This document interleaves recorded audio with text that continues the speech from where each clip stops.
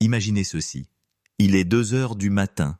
Vous fixez votre téléphone, en train de taper un long message désespéré, enfin, prêt à demander de l'aide.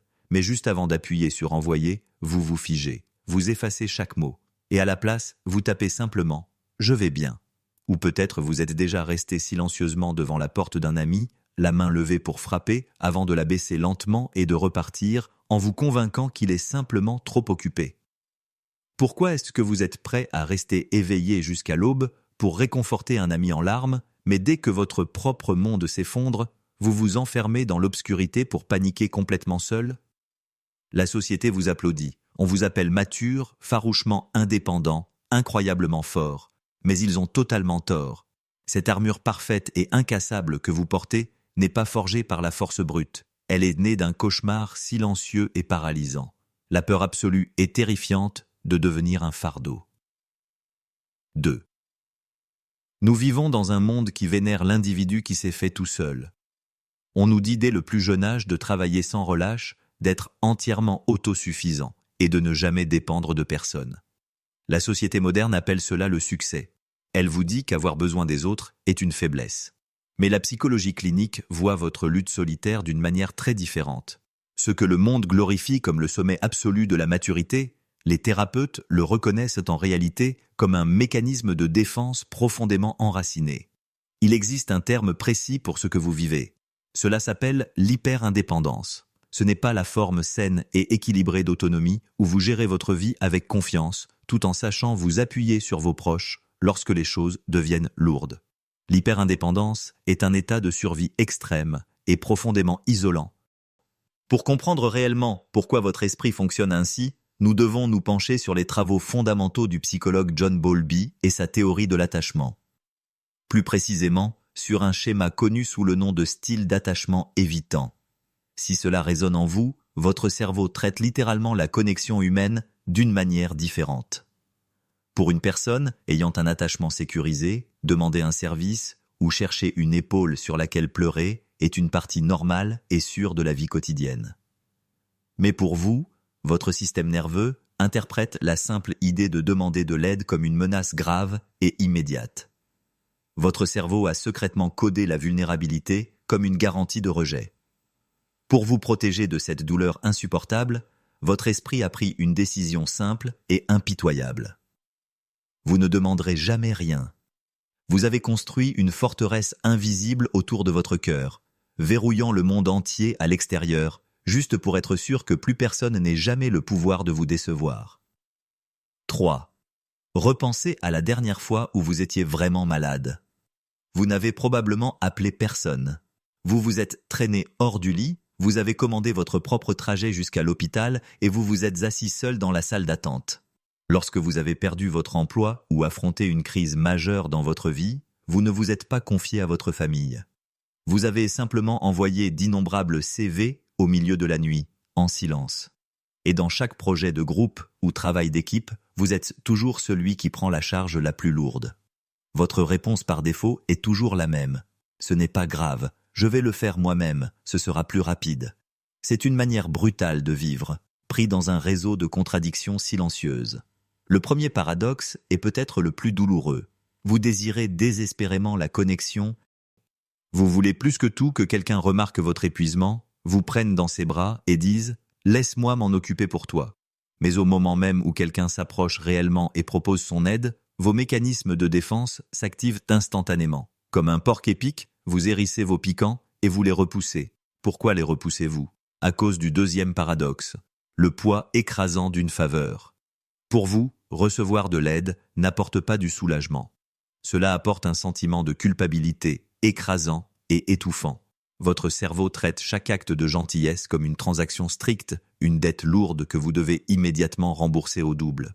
Vous préféreriez vous noyer dans vos propres problèmes plutôt que de devoir à quelqu'un un morceau de votre tranquillité d'esprit. Mais soyons totalement honnêtes. Il existe un troisième paradoxe, légèrement plus sombre, caché sous votre peur d'être un fardeau. Un sentiment caché de supériorité, né d'une confiance complètement brisée. Au fond de vous, vous rejetez l'aide parce que vous ne croyez tout simplement pas que quelqu'un d'autre puisse le faire correctement. Vous avez appris à la dure que compter sur les autres signifie souvent être déçu. Vous vous persuadez que si vous déléguez une tâche, ils vont la gâcher et que vous devrez de toute façon réparer leurs erreurs. Alors, il est plus sûr de tout faire vous-même. Et cela vous mène directement au 4e paradoxe. Le burn-out à haut fonctionnement. Aux yeux du monde extérieur, vous êtes une machine. Stable, fiable, parfaitement en contrôle. Vous êtes le roc sur lequel tout le monde s'appuie lorsque leur vie s'effondre. Mais derrière les portes fermées, vous êtes complètement à bout.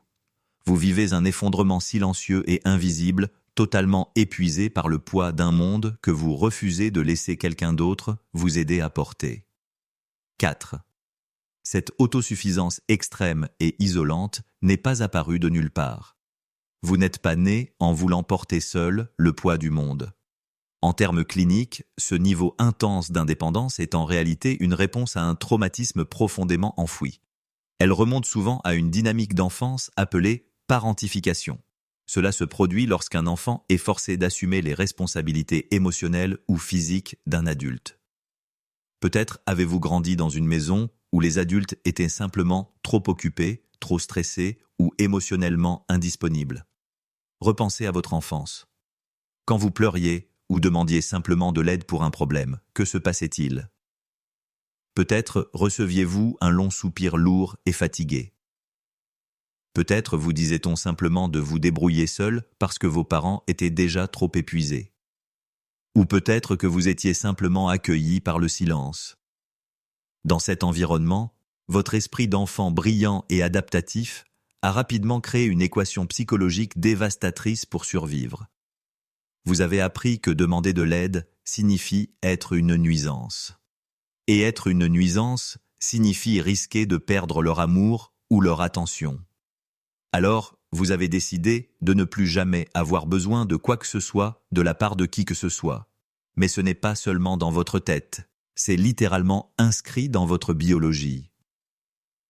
Regardons votre système nerveux sympathique. Lorsqu'un enfant est bouleversé, il a désespérément besoin d'un adulte calme pour le rassurer. En neurosciences, ce processus s'appelle la corégulation. Parce que vous avez rarement reçu cette présence apaisante, votre système nerveux a appris à rester constamment en état d'alerte maximale. Vous avez grandi coincé en permanence dans une réponse de combat ou de fuite. C'est exactement pour cela que compter sur quelqu'un aujourd'hui ne vous semble pas paisible. Quand vous essayez de vous appuyer sur un ami ou un partenaire, votre cerveau le perçoit comme une perte de contrôle terrifiante. Abandonner votre indépendance déclenche une véritable panique dans votre système nerveux, parce que votre corps se souvient très bien qu'avoir besoin de quelqu'un d'autre est profondément dangereux. 5. Il est si facile de romantiser cette manière de vivre. Nous nous convainquons souvent que n'avoir besoin de personne nous rend invincibles. Mais nous devons être brutalement honnêtes ici. Cette indépendance extrême n'est pas un super pouvoir, ce n'est pas un insigne d'honneur. C'est un mur invisible et étouffant d'isolement. Lorsque vous refusez constamment de laisser quelqu'un vous aider, vous pouvez réellement croire que vous les protégez de vos fardeaux. Mais en réalité, vous ne faites que les repousser. Le véritable amour et la connexion authentique exigent de la réciprocité. Ils ont besoin d'un flux naturel de donner et de recevoir. En insistant pour tout faire vous-même, vous privez inconsciemment les personnes qui tiennent vraiment à vous d'un privilège magnifique. Le privilège de prendre soin de vous. Lorsqu'une seule personne donne constamment, soutient et écoute, mais refuse totalement de recevoir ce même réconfort en retour, la relation perd son équilibre. Elle devient lourde, émotionnellement épuisante et finit par se briser. Dans votre tentative désespérée de ne jamais être un fardeau pour qui que ce soit, vous pourriez accidentellement devenir la personne la plus profondément seule dans la pièce. 6. Si vous regardez attentivement votre vie, vous pourriez réaliser que vous vous êtes transformé en une immense forteresse impénétrable. Vous avez construit vos murs si incroyablement hauts et vos portes si épaisses que rien ne peut plus vous briser. Les pires inondations ne peuvent pas vous emporter. Les tempêtes les plus violentes ne peuvent pas percer vos défenses. Pour le reste du monde, vous êtes un monument de force absolue et incassable.